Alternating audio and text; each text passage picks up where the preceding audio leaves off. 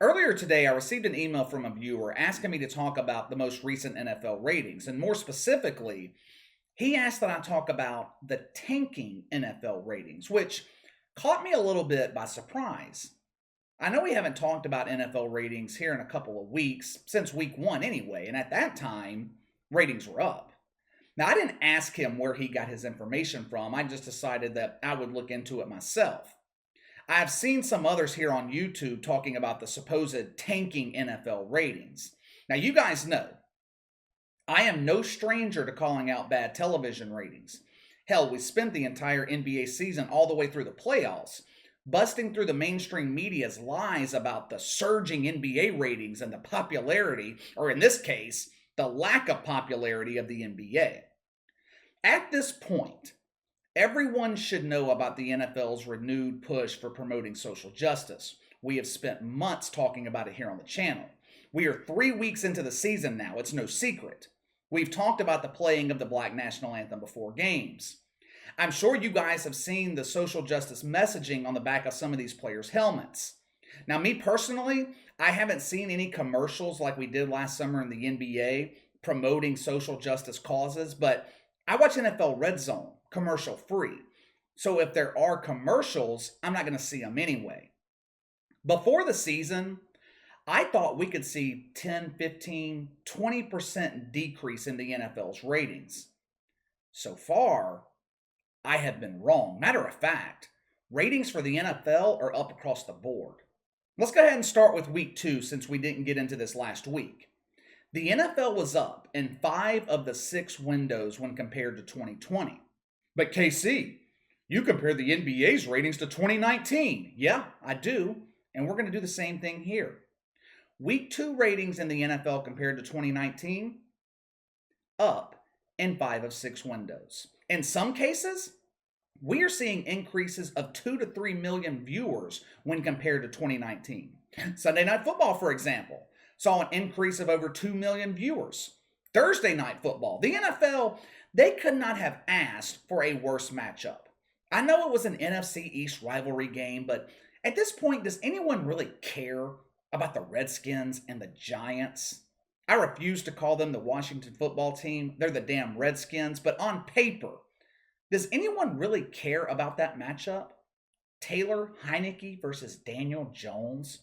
That's not exactly Eli Manning versus Tony Romo.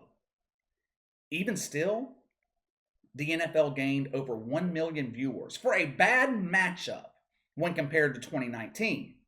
Monday Night Football, Packers-Lions, ended up being a blowout late. The Lions are a complete dumpster fire. Another team who has no business being on national television. They were down 20% compared to 2020, which was Saints-Raiders, but they were up 15% over 2019 and 2018. Let's go ahead and move up to week 3, this past Sunday. Thursday Night Football, we were gifted with another great matchup.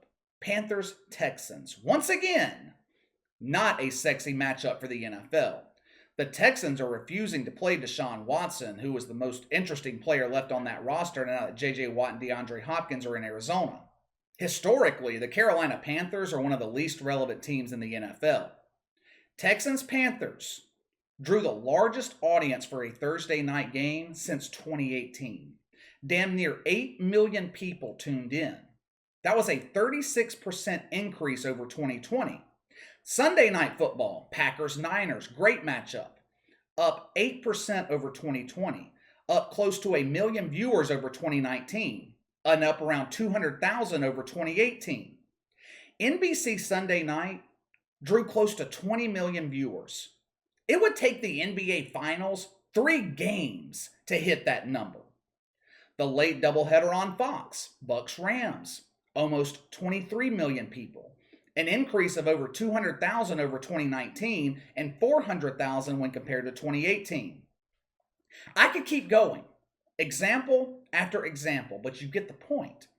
I have said this 1,000 times. This is not an agenda-driven channel. If it were, I would nitpick the couple of windows here and there over the last 3 weeks where the NFL was down in the ratings and tell you guys that the promotion of social justice was the cause of the ratings decrease.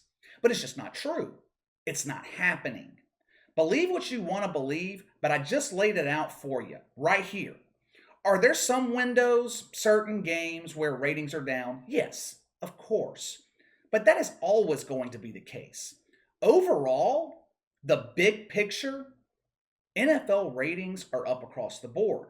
Which, if you are Adam Silver in the NBA, this is absolutely horrible news. Let me tell you why. For the most part, the NBA removed social justice propaganda this past season. Adam Silver did an interview with Rachel Nichols during the 2020 NBA Finals, and he said that going forward, the politics were going to stay off the court. And Adam Silver stayed true to his word. NBA ratings this past season were at or near record lows. You guys already know the playoffs last summer set record lows, and the ratings were not much better this year. The NBA Finals, Bucks Suns, they struggled to hit 10 million viewers most games. The NFL, on the other hand, they doubled down on social justice, and ratings are going up.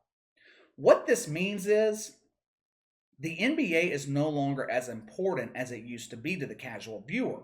The vast majority of people, they don't consider the NBA to be must-see TV, even during the playoffs. Adam Silver has a big problem. The face of his league, LeBron James, is the player driving millions of people away. Now, on the other side of that coin, if LeBron James retires, you risk losing his millions of fans who watch the NBA because LeBron's involved. This is the problem. When you center your entire league around one player. I've been saying for months, the NBA needs to center the league around Steph Curry. The Warriors are a huge draw. They do big ratings. But nope, they don't do it. They continue to market around LeBron James. The NBA should have learned this lesson over 20 years ago when Michael Jordan retired. When you have a Jordan and you're drawing 25, 30 million people for the NBA Finals, everything's great. What happens when he retires? You lose half your audience. Those casual viewers, gone. Now, in this case, what happens when LeBron James goes woke? You lose half your audience, and you're never getting some of those people back. These NFL ratings show you that the NFL is damn near invincible. People will ignore the social justice. And granted, the NFL, they don't shove it in your face like the NBA did last summer. But people are willing to ignore it with the NFL. They're not willing to do the same with the NBA. Another big difference? The NFL doesn't have the face of the league or a group of players actively promoting social justice during games or on social media. That's what really hurt the NBA.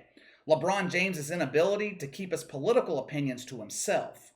But this really shows you the vast majority of people have a take it or leave it attitude with the NBA. And the love of football in this country is strong.